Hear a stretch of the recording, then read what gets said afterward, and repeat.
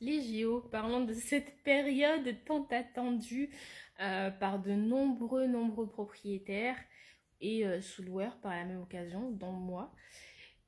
En fait, c'est vraiment la désillusion. Déjà, pour commencer, le mois de juillet et d'août, mais waouh! En fait, depuis le début de l'année, dites-moi si je suis la seule, mais je remarque que depuis le début de l'année, les réservations se font un petit peu rares. Alors, je sais pas si c'est moi. Alors, je sais que j'ai fait quelques petites erreurs aussi, mais quand même, c'est quand même vachement calme. Et là, pour un mois de juillet et d'août, bah moi perso, j'ai toujours pas mes réservations pour les JO. Alors, je préfère arrêter les rageux tout de suite. Euh, le rêve des 500 € de nuitée, là, c'est fini. J'ai complètement arrêté cette idée. Donc, ça fait un bon moment déjà que j'ai baissé mes prix en faisant presque x2, un peu moins de x2. J'ai toujours pas de réservation.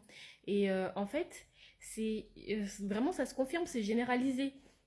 J'ai assisté à une masterclass et nous sommes nombreux à être dans ce cas-là. Dites-vous même qu'il y a des personnes qui mettent leur logement à un prix normal auquel ils auraient vendu un été quelconque. Et bah, ils n'ont quand même pas de réservation. Pourquoi?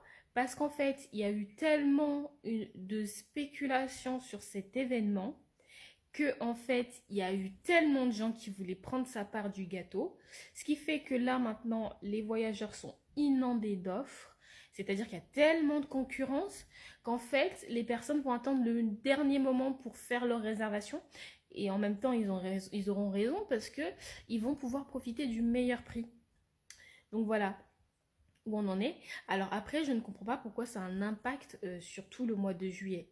Je sais que quand même les réservations se font un peu à la dernière minute, mais quand même, vous ne partez pas en vacances? C'est comment? Parce que là, vraiment, c'est sur 3 logements hein, que je constate ça. C'est quand même pas rien.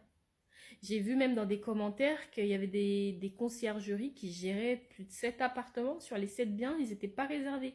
Qu'est-ce qui se passe? Qu'est-ce qui se passe?